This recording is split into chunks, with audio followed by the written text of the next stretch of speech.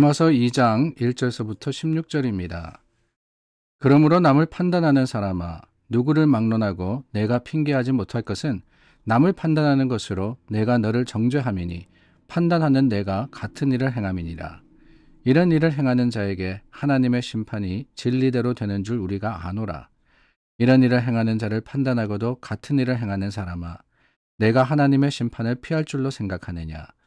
혹 내가 하나님의 인자하심이 너를 인도하여 회개하게 하심을 알지 못하여 그의 인자하심과 용납하심과 길이 참으심이 풍성함을 멸시하느냐.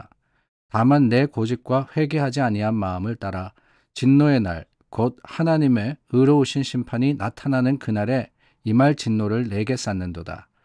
하나님께서 각 사람에게 그 행한 대로 보응하시되 참고 선을 행하여 영광과 존귀와 썩지 아니함을 구하는 자에게는 영생으로 하시고, 오직 당을 지어 진리를 따르지 아니하고 불의를 따르는 자에게는 진노와 분노로 하시리라.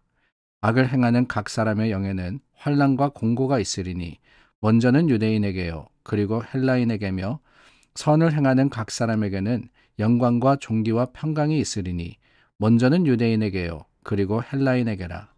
이는 하나님께서 외모로 사람을 취하지 아니하심이라. 무릇 율법 없이 범죄한 자는 또한 율법 없이 망하고, 무릇 율법이 있고 범죄한 자는 율법으로 말미암아 심판을 받으리라. 하나님 앞에서는 율법을 듣는 자가 의인이 아니요 오직 율법을 행하는 자라야 의롭다 하심을 얻으리니, 율법 없는 이방인이 본성으로 율법의 일을 행할 때에는 이 사람은 율법이 없어도 자기가 자기에게 율법이 되나니, 이런 이들은 그 양심이 증거가 되어 그 생각들이 서로 혹은 고발하며 혹은 변명하여 그 마음에 새긴 율법의 행위를 나타내느니라. 곧 나의 복음에 이른 바와 같이 하나님이 예수 그리스도로 말미암아 사람들의 은밀한 것을 심판하시는 그날이라. 재미있는 이야기를 들었습니다. 소크라테스의 명언 중에 내 자신을 알라라는 말이 있죠. 근데 그거를 선생님들마다, 학업을 가르치는 선생님들마다 다르게 말씀하신답니다. 국어 선생님은 내 주제를 알라 그렇게 이야기하시고, 수학 선생님은 내 분수를 알라라고 하신답니다. 그리고 지리 선생님은 내 자리를 알라라고 하시고, 미술 선생님은 내 꼴을 알라 그렇게 표현을 하신다 그러네요.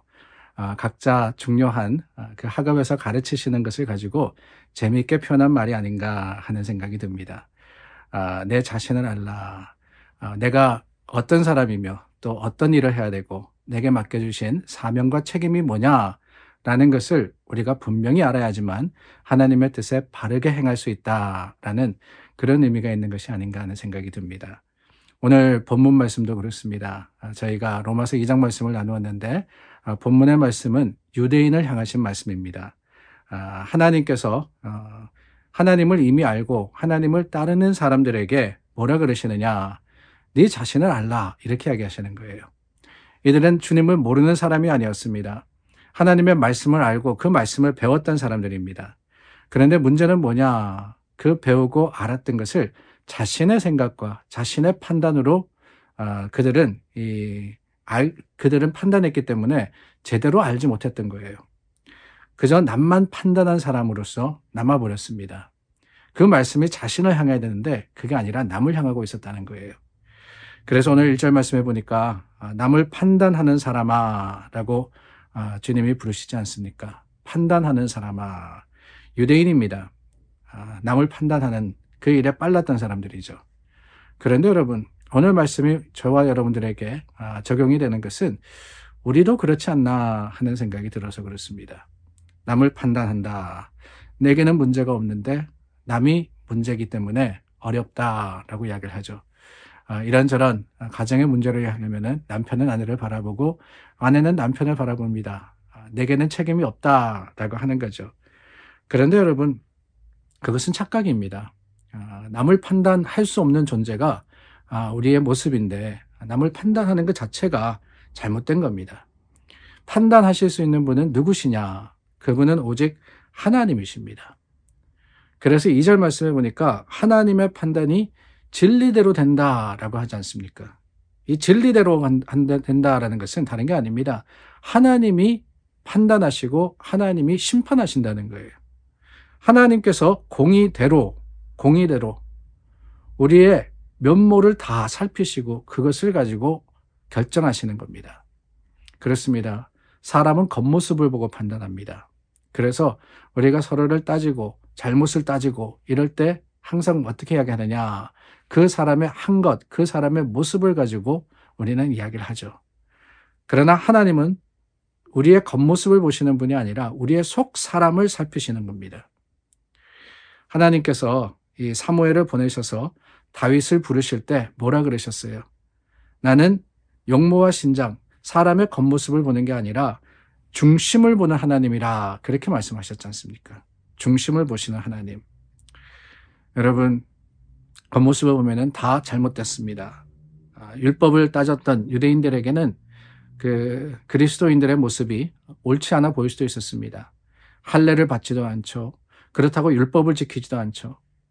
그러나 그것을 지킨다, 한다 그래서 경건한 것이 아니라고 주님께서 말씀하시지 않습니까? 하나님의 판단은 우리의 깊은 곳을 보시는 것이기 때문에 그 깊은 곳에 죄냐 아니면 의냐, 이것을 가지고 주님은 결정을 하시는 거예요. 오늘 말씀해 보니까 그 깊은 곳을 살피시는 하나님께서 그렇다면 우리는 마음만 선하게 가지면 되느냐? 그것은 아닙니다. 6절 말씀해 보니까 행한 대로 보응하시는 하나님이다 그랬습니다. 심는 대로 거둔다라는 거죠. 하나님이 판단을 하시는데 물론 하나님은 마음의 깊은 곳을 보십니다. 그러나 우리가 마음으로만 하나님을 따른다 그래서 다가 아니에요. 말씀만 안다 그래서 그것으로 충분하지 않습니다. 어떻게 됩니까? 행함이 있어야 되는 거죠. 율법을 알기 때문에, 하나님을 알기 때문에 하나님은 유대인에게서 더 선하고 아름다운 행위를 요구하십니다. 오늘 우리가 주님을 알기 때문에 하나님은 우리를 판단하시는 판단이 세상의 판단과는 다를 거예요. 주님을 모르는 사람들, 그럴 수 있다라고 하지만 주님을 아는 우리가 그럴 수 있는 것이 아니라는 겁니다. 그러므로 여러분, 하나님의 판단이 우리에게 있다. 하나님께서는 행한 것을 가지고 판단하신다.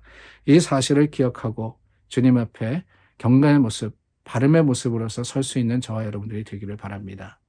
그런데 여러분, 여기에 중요한 또 하나의 구절이 있습니다. 16절 말씀을 보니까 하나님은 은밀한 것을 심판하신다 그러셨어요. 은밀한 것을 심판하신다. 세상 사람 아무도 모르는, 나만이 알고 있는 그 죄를 누가 또 알고 계시느냐? 하나님이 알고 계시는 거죠. 우리의 중심이 어떠하냐?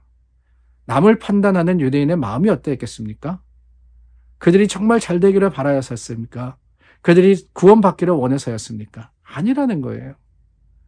그 마음에는 시기가 있었고 질투가 있었고 그 마음속에는 미움이 있었고 또한 그 마음속에는 여러 가지 악한 생각들이 있을 때 하나님은 그 깊은 은밀한 것을 보시는 하나님이시기에 그것을 판단하시고 그것을 심판하셨던 겁니다. 오늘 저와 여러분, 물론 겉모습으로 서로를 판단하지 않기를 원합니다. 그러나 겉모습만이 아니라 우리는 판단할 수 없는 존재라는 것을 기억할 수 있기를 바랍니다. 하나님이 판단하시지 우리가 하는 게 아니에요. 다르게 표현하면 하나님께 맡기면 됩니다. 하나님께 맡기면 돼요. 우리 삶에 어떤 일이 있더라도 주님께 맡기고 주님께서 심판하시는 하나님이시라는 사실을 인정하는 저와 여러분들이 될 수 있기를 바랍니다. 기도하겠습니다. 참 좋으신 하나님, 오늘도 말씀 앞에 섰습니다. 하나님께서 우리의 말씀의 능력이 되시고 우리의 깊은 곳을 살피시는 참으로 심판의 주님이심을 우리가 기억하고 오늘 하루 하나님 앞에 바른 삶을 살도록 도와주시옵소서. 예수님 이름으로 기도드립니다. 아멘. 오늘도 말씀 속에서 하나님의 뜻을 헤아려 그 뜻대로 행하시는 여러분들이 되시기를 바랍니다. 기도하겠습니다.